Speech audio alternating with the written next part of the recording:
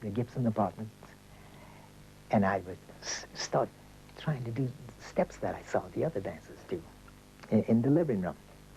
And I would dance from the living room into the kitchen, and from the kitchen on the fire escape. So I was dancing all over the place. And my father saw me as I was practicing, and he was a great influence on me. He said, son, he said, what you're doing, it's great. I like it. He said, but don't do what the other dancers do. Do your own thing. I said, okay, Dad, all right. And he said, listen, when you're performing, don't look at your feet. Look at that audience, because you're entertaining them, not yourself. I said, okay, Dad, fine. And he said, that's something that you do I like very much. I said, what is that, Dad? He said, I like the way you use your hands. He said, do more of that. I said, okay, Dad. My mother and Daddy decided to manage us because once they saw us doing a routine or something, they decided to manage us and quit their job as head of the orchestra in the Standard Theater in Philadelphia. And they were going to manage us. I guess they saw something there also. So we went from there. That's when it started. Things started growing bit by bit, getting in vaudeville show, you know, in the theaters. The Lincoln Theater. It was on the corner of Biddle and Pennsylvania Avenue. And that's where I first met the Nicholas kids. Fayard, his sister, and Harold. And his mother and father played the orchestra. They were in the pit. She was the pianist and he the drummer. And that was my first encounter with the Nicholas brothers. They did a very, I don't remember how good or how bad. All I know is they stopped the show. And my partner and I couldn't get on. In these theaters, they had different acts. And we had to wait. We had to wait. They were applauding so for the Nicholas kids. And then they brought out Harold, who could hardly walk out, to do the encore. And that just made it worse. We hardly got on at all. When we did get on, they were still applauding for the Nicholas kids. Chicago was hearing about us. New York was hearing about us. Baltimore was hearing about us. And every city you can mention hearing about the Nicholas kids, or the Nicholas brothers. Nicholas brothers' debut in New York was at the Lafayette Theater. That was at 131st Street and 7th Avenue. And they were seen there by someone, and they went into the Cotton Club. Der Cotton Club in Harlem war das Schaufenster für die besten schwarzen Künstler. Ihre Auftritte sah ein modernes, ausschließlich weißes Publikum. First played the Cotton Club in 1930. It was on the same side of the street as the Savoy Ballroom, and on a corner on 142nd Street. Over top of it was the Cotton Club, over top of this theater. And just next to the theater, there was a small entrance, the entrance upstairs.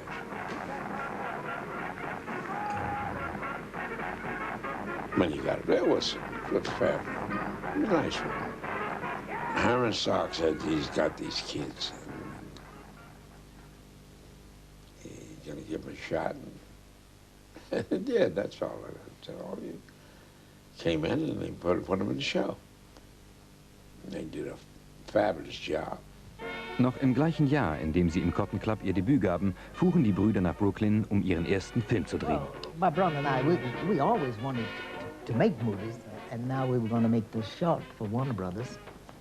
And with the bright lights and the camera there, which was different from stage. Much different, yes. Well, because naturally, you had an audience on when you work on the stage, but in front of the cameras, you have no audience. All you have is a camera. Yeah, so the camera was the audience. Yeah, so you have to get that feeling up as if they were really out there.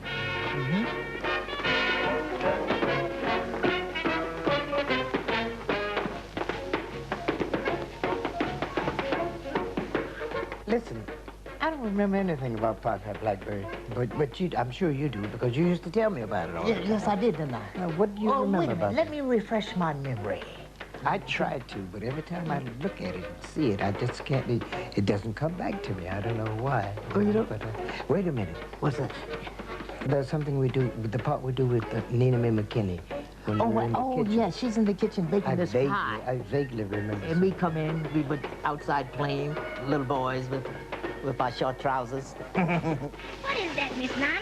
Now listen, Gates, you run along and chase yourself. This pie ain't ready yet. Well, what kind of pie is that, Miss Nana? That's a blackbird pie. A blackbird pie? There ain't no such thing as a blackbird pie. Die Nicholas Brothers gehörten bald genauso zum Cotton Club wie Cap Calloway, Ethel Waters und Duke Ellington. Für die nächsten 2 Jahre sollte er ihr Zuhause sein.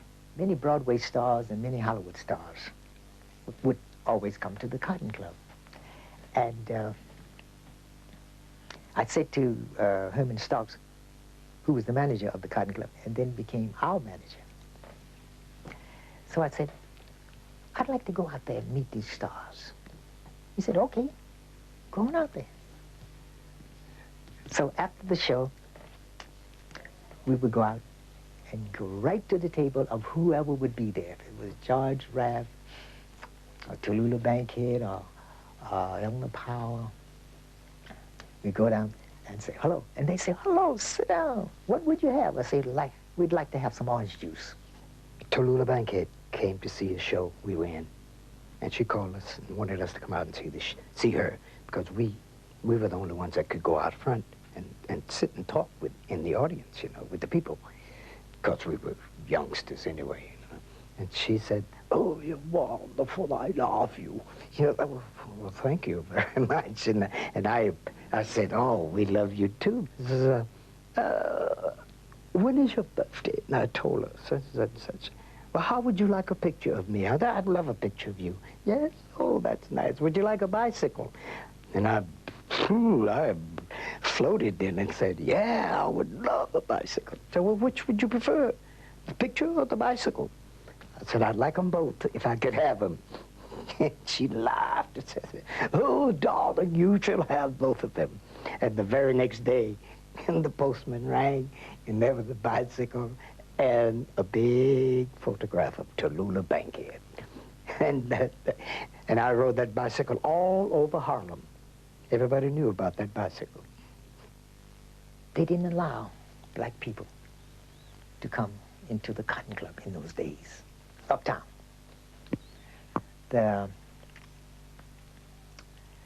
Didn't care how much money you had. If you came up, if you rode up there in a limousine with diamonds and everything, the doorman would stop you. And the doorman was black. And he'd fight you if you tried to go into the Cotton Club. Those were his orders. So I didn't like that at all. There was nothing I could do about it. But I think my brother and I really started something that was good, even though we were just little kids. When I asked Herman Starks if I could go out and meet all these great stars, and he said, go on. And then when I got a little older, I said, maybe the reason why we could go out there because we were just little kids. But I'm glad we did go out there because we could show them that black people had class. Als der Cotton Club downtown an den Times Square verlegt wurde, sorgten die Nicholas Brothers bereits für Schlagzeilen. A Cotton Club show was a show that was made up of actors, singers, dancers, and they made 3 huge ensemble numbers in every show. And then the acts were between. For an encore, Cap Calloway would say to my brother, come on out here. I heard that you do an impression of me. Here's a very entrancing phrase. What about it? It will put you in a daze. To me it don't mean a thing, but it's got a very peculiar swing. Sassy, sassy, sassy, sassy. Sassy, sassy, sassy. Sassy, sassy, sassy, sassy. Sassy, sassy, sassy, sassy.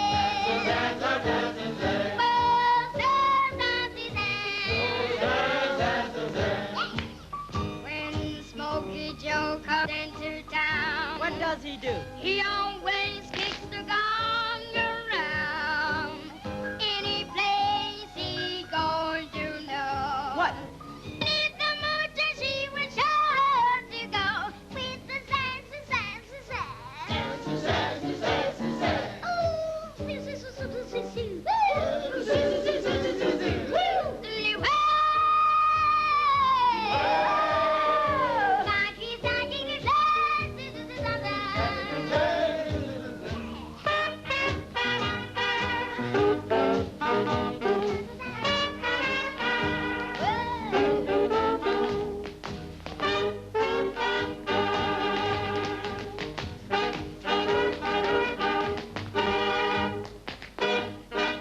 Schon bald wurde man in Hollywood auf die Nicholas Brothers aufmerksam.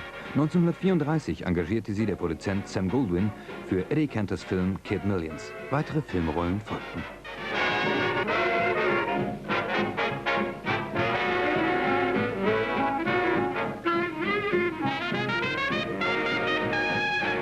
Bald pendelten sie zwischen der Ost- und Westküste hin und her. 1936 gaben sie ihr Debüt am Broadway in Ziegfeld Follies mit Fanny Brice, Josephine Baker und Bob Hope. When we were coming up, I mean, we were not like most of the other dancers when they were together, brother acts. No. Or dancing acts together, No. which they used to argue and fight all the time. But we never did that, I mean. No, we didn't. Sure, we may have been Disagreements. talking about this and that, you know. Yeah, I don't like that step, or that ain't the right step or something. you Oh, know. we never did But say that. It never got into fist fights or anything. No. Never. Man, I would have beat you up. Noch im gleichen Jahr, als sie in Ziegfeld Follies auftraten, überquerten sie zum ersten Mal den Atlantik. We went to England on a boat, and I got sick. Sick all the way, practically. I remember that. But it was nice, playing shuffleboard and all that stuff. And we were going over there for a review. Lou Leslie's Blackbirds. We were going to do that show over there. We were really almost a novelties, you know, so to speak, over there, because they hadn't seen so many black people at one time, a bunch. And it was nice. But everybody was, you know, they were just normal, treating everybody wonderfully.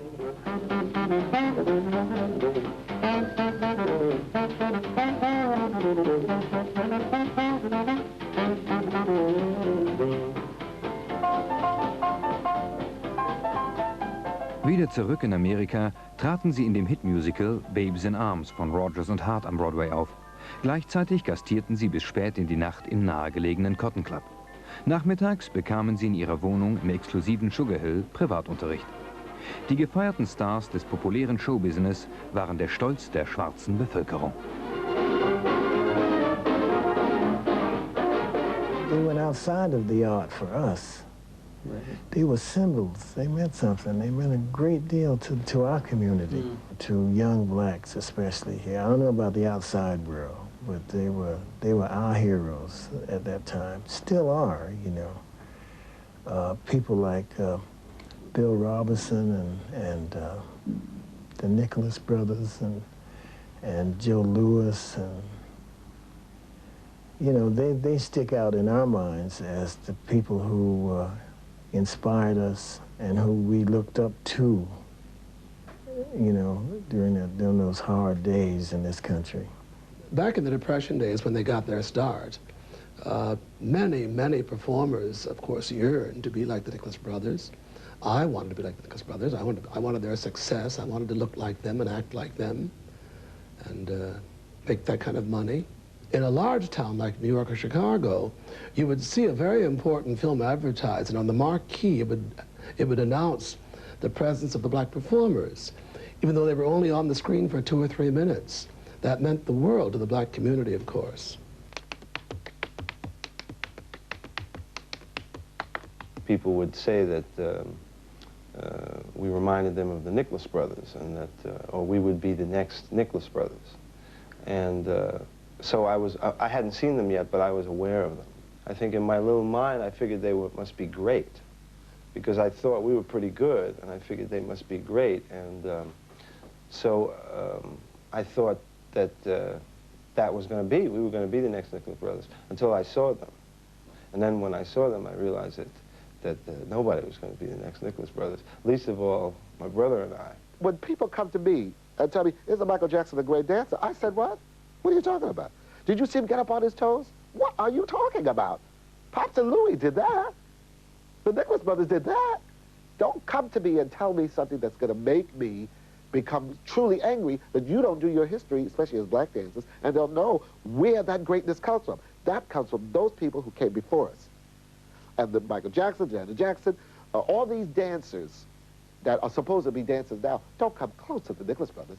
Nach einer Tournee durch Südamerika nahm sie Fox 1939 unter Vertrag. Erstmals traten sie unter der Regie des Choreografen Nick Castle in dem Musical Down Argentine Way auf. When we went to the rehearsal hall to meet Nick Castle, because he was the choreographer for the whole picture with everybody, and he greeted us and said, "Oh, I'm so happy to meet you guys." He says, "Now there's somebody who can do my ideas. I know you can do my ideas." He said, "Because all I'm doing here is with the little starlets, a 1 and a 2 and a 3." And he says, I got so much in me. I want it to come out. He says, "I know you can do my ideas."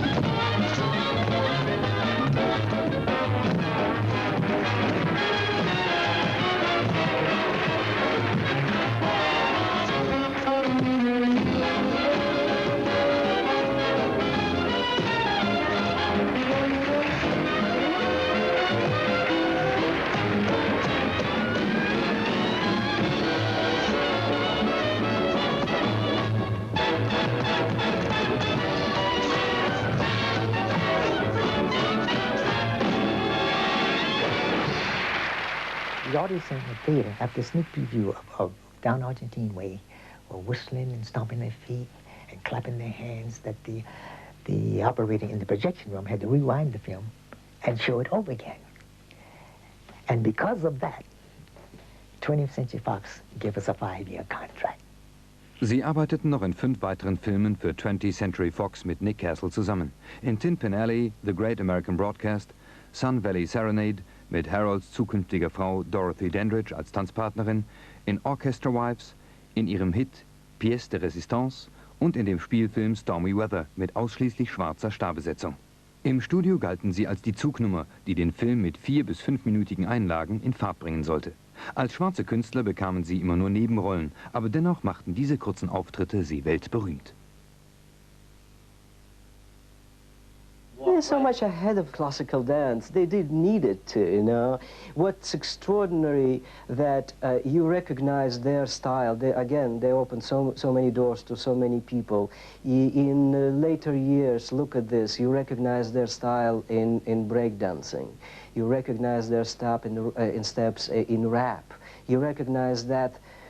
You know, those things would never be able. They are the chain They are the chain, and that's why their art is so important. Yo, sound the bell. School is in, sucker. Can't touch this. But you know one thing? Right. I don't like the way that they videotape some of the dancers. No? It seems as though they, say, whoever it is, if it's what's his name, J.C. Hammer? Hammer? Yeah. Not J.C. What is MC. Oh, is it? Oh, MC. But he's cut out the It's MC. so he's just Hammer. If you could hide and watch me watch them, you would see that it takes me to, I'd be like a kid in a candy factory, because when I see these moves executed, it's thrilling. It's funny. It's funny that they could think of doing that particular move, and I'd be rolling all around the room. Every time I put the pause button and laugh and giggle and then try to do it. He's going into his thing. All of a sudden, they cut to something else. Just like that. Yeah. Yeah, but I mean, for me, with Hammer, it's all right, because it's exciting every time, whatever they do with it. Because he's moving all the time, you know. And he's gone, he's working, you know. And the feet work and everything. And, but some of the others who don't dance as well as he does during that type of dancing and stuff, it gets, it sort I know, it's kind of junky like. You don't have to do quick cuts. You do quick cuts when dancers can't dance. I'm in video world, I know what they do. You don't need quick cuts for the Nicholas brothers. You let them do, and they score. Makes it easy for a director when you have greatness. When you have greatness, let's cut to the middle of their body because their legs don't go up, and you know, I don't understand that. What's wrong with their arms? Let's get a shot of the underarm. I know, I've heard them talk in meetings. See, but the Nicholas brothers, you know, just say, let them dance.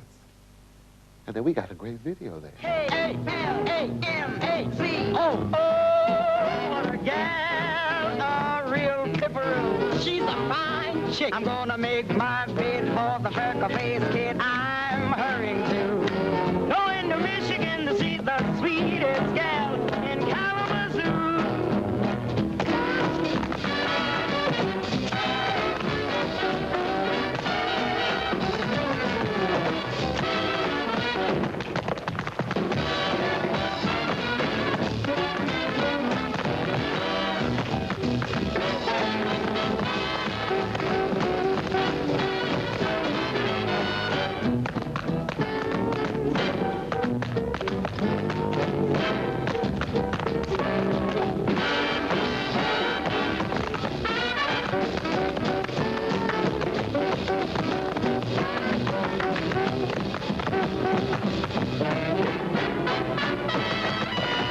I don't like the term flash act.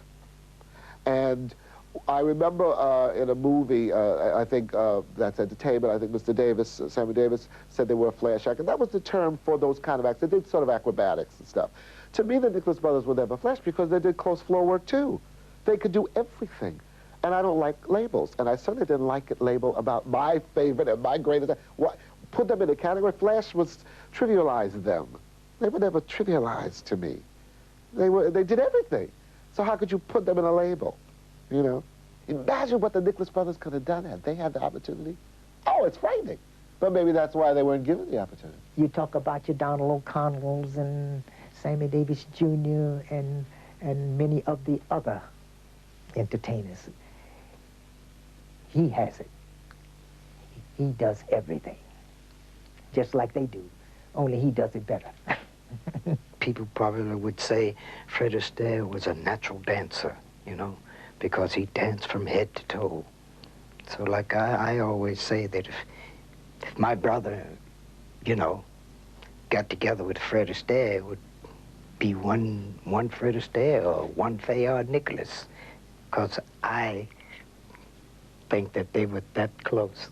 Those acrobatics, elements of acrobatics, were never intentionally to punch audience to their face. They were all the time emotionally attached to the dance. They knew exactly where's the climax of the dance, where they can really dance easy and cool, and when they are a smack audience across the face, when they tease the audience, they were,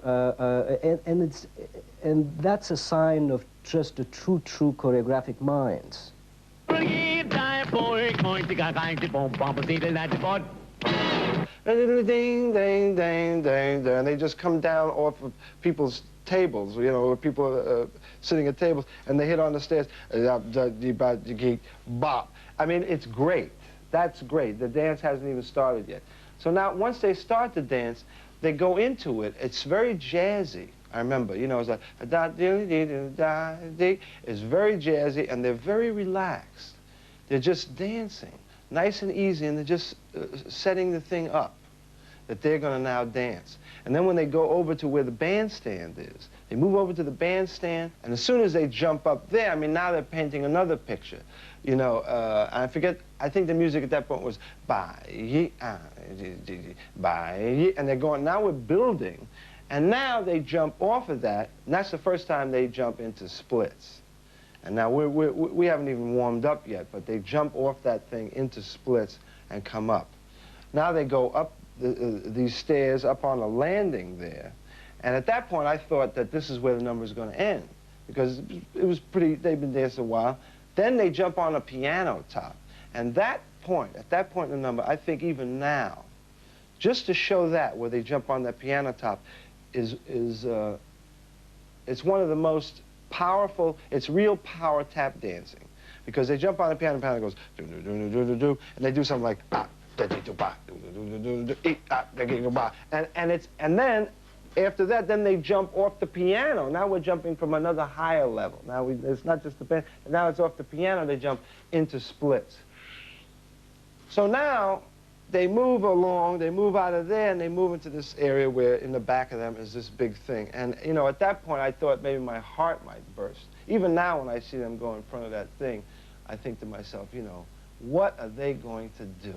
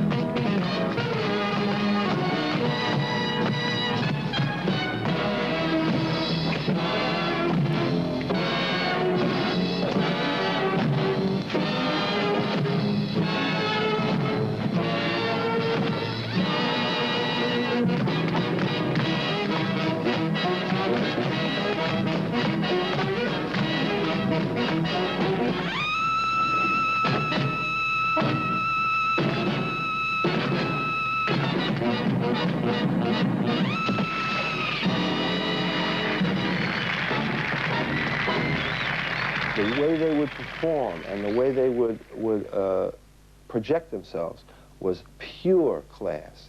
That's all it was. We did vaudeville. We did nightclubs. We did movies. We did television. We, like I said before to other people who have interviewed us, that we have done everything in show business except opera. And all these things that I wanted to do has come true. Did you ever want to do opera? Oh, yes. I do a tap dance in opera. And say, oh, solo mio. A tap dance in opera. Die gesamte Bandbreite ihres Talents konnten sie im Broadway-Musical St. Louis Woman zeigen. Harold Allen gab Harold Nicholas endlich die Gelegenheit, ein Lied zu singen. Und dieses Lied sollte zu einem Evergreen werden. All the great songs that were written in those days. When I was coming up, I learned them all. I was young, but I knew all the songs. All of Duke Ellington, Harold Allen, and Johnny Mercer, and all those people. All those songs I knew, you know. But I never got a chance to really sing them like I wanted to on the stage in front of an audience or something, you know. So that was kind of, it was kind of hard for me because I thought about it a lot, you know. Why won't they let me sing? Because we were dancers, they said, you know. And that was it. I wanted to, though. When you start talking about Fred Astaire and Gene Kelly, you know, why do people not say, you know, and Harold and Fayard Nicholas, you know? Why don't they say that? You know, it's something that it bubbles inside of me. We were doing the Pirate, a movie with Gene Kelly and Vincent Minnelli directing. And we had a routine to do with Kelly where we all in synchronization, you know, just the three of us doing the same thing. It was Gene Kelly's routine, you know. And so we learned that. And we were rehearsing one day. And naturally me, I don't put my heart and soul into rehearsals. You know, I'm doing it just like, you know, lackadaisical and all that. And Kelly looks at me, he says, Harold, what's the matter with you? I said, what do you mean? He said, you're not doing a routine. I said, well, I know it. He says, what do you mean you know it? Because he and my brother were doing the routine like the cameras were rolling, you know, and everything. And they were perspiring and carrying on. He said, oh, man, we're working our heads off, and you just moping along. I said, but I know the routine, you know. He says, you don't know it. You can't know it. We're doing like that. He said, Fayard, Gene Kelly, let's sit down and watch him do the routine. He says he knows it, but I bet he doesn't. Let him do it. So I says, oh, okay, I'll do it. Bam, music strikes up.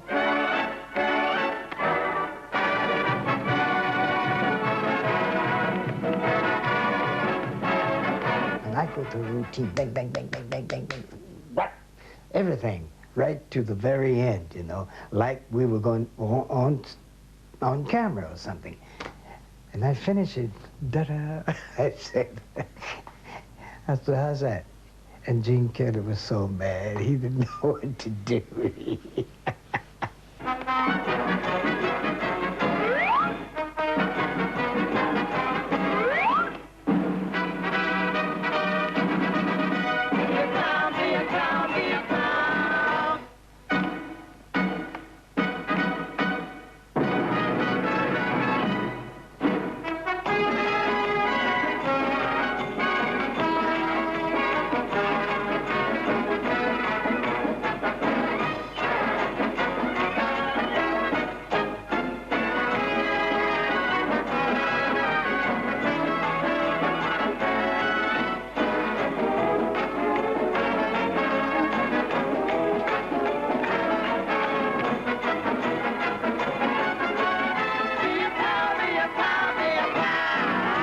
They were who they were at a time, and as gifted as they were, at a time when it was exceptional, unusual, but was not to be tolerated by a lot of people who didn't feel that they should get too far.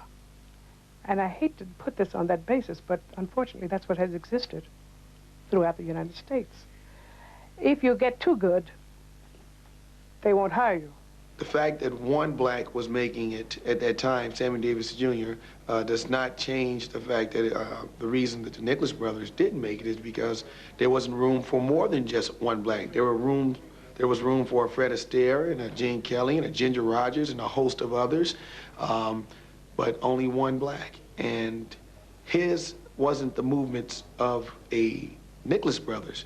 The Nicholas brothers would have been a threat to a Fred Astaire or a Gene Kelly. Because if I can walk on air, it's great if I'm the only one who can do it. But if two more guys come in here and they both can walk on the air and they walk a little higher in the air than I do, then what I do isn't so fantastic anymore. Work was getting pretty scarce, shall we say, you know. And we'd work here and there, but it wasn't weekly or constantly like it was before. So we said, and to fight that and the racism, I mean, it was heavy, you know. So we said, ooh, the minute we got a chance to go to Europe, we jumped at it, you know, and went over there and stayed. First time we stayed 4 years, you know, and just had a ball because of the difference, you know, in the way that you're treated. It was fantastic, you know, especially for me. I said, hey, what is going on? This is great, you know, because nobody just said, no, your money's not good enough, you know, because your color's not right. No, we never got anything like that, you know. So naturally, you automatically love this. Why not? So I wanted to stay. Nach mehreren Jahren Tournee durch Europa startete Harold eine Solokarriere in Paris, während Fayard nach Los Angeles zurückkehrte. I got homesick. I wanted to come home, see my family. So I told my brother, I want to go home. He said, well, wait, you're going home and take care of the business. I'll come later. So I went back home, and he stayed in Europe, I think, 7 years. 7 years before we got together again. Welcome back. How was it in Gay Paris? Very good, very good.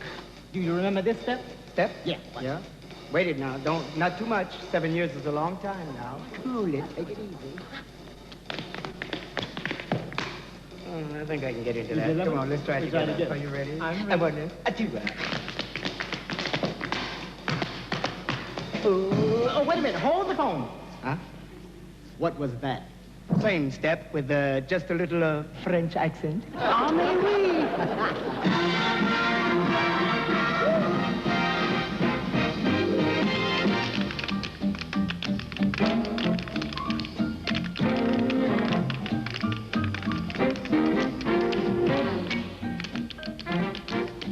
Nachdem sie wieder ein Duo waren, machten sie weiter Fernsehaufnahmen und traten in Nachtclubs auf.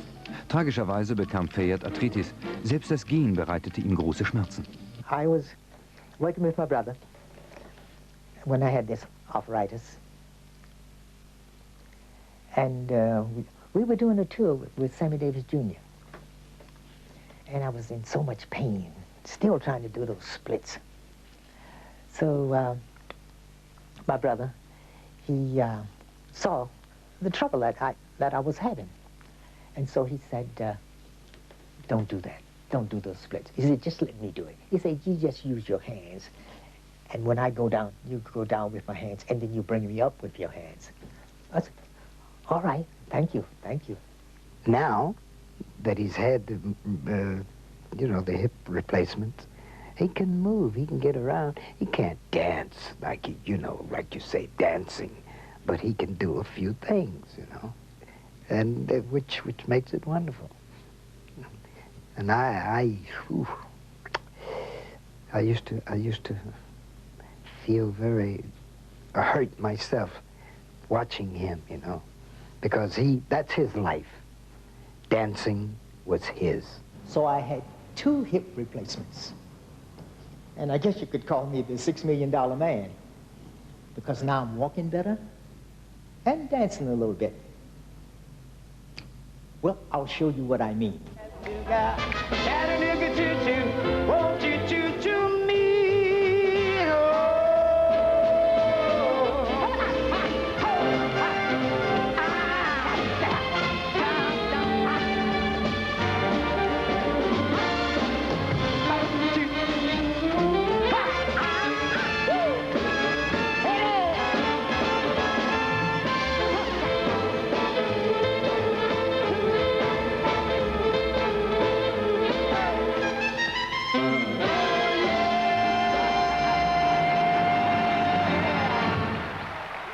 Harold ist auch heute noch als Solist auf der Bühne und auf der Leinwand aktiv.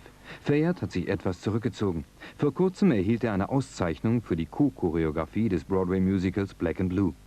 Aber noch immer ist auch er auf der Bühne anzutreffen. Und bei besonderen Gelegenheiten treten die Nicholas Brothers nach wie vor gemeinsam auf. I think that their political statement came out in their art, in their craft, because we as black people who did not have those opportunities or have that needed to see that existed, and needed to see that was a goal that one could aspire to.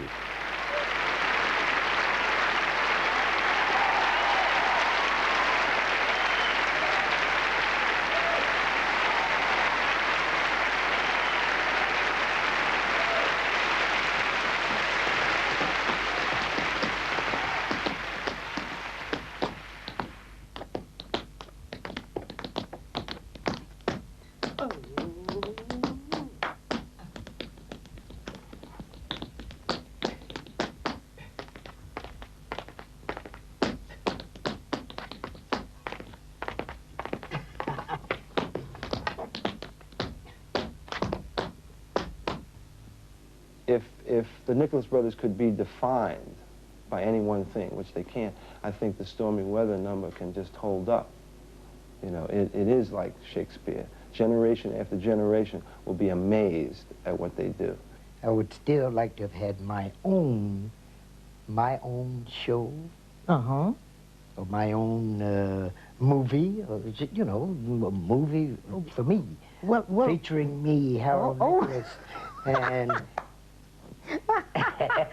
Harold Nicholas? Yeah, you know. And his brother. Something like that. They started out the Cotton Club, but there was nothing other than they were a great act. People liked them, they loved them. They established it there, and they have maintained it over a period of 60 or 70 years. That's a remarkable thing.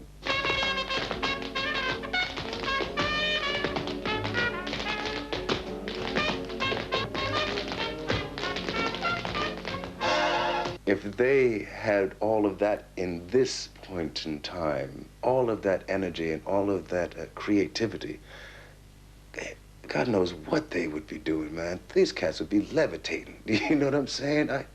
I don't know what they would be doing. There's nobody like that. There really isn't, you know. See, I was speaking for both of us. No, you're not. No, the thing is, you have to speak for yourself, because that's what that's what they want to know. And see it, and then I speak for myself. Okay. Well, then that's... But that doesn't mean that we're not still brothers. Oh, yeah, you know. yes. When they dance together, it's magical. And anybody has got any emotion and any feeling and any truth to themselves will react truthfully to that and give them the standing ovation they deserve.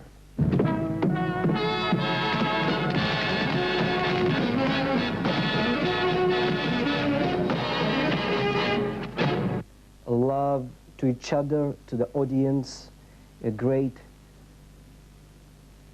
dignity in them. They were always Nicholas Brothers. They never stepped down. They stepped many stairs down, but never stepped down in who they are, who they were, and who they are now. Say, let's reminisce a little bit and show a film clip when we were younger. Much younger. Because if you're thinking of the same one I am, we were much younger. That's the one. All right? That's the one I'm thinking of. All right, let's get to it. Well, let's do it.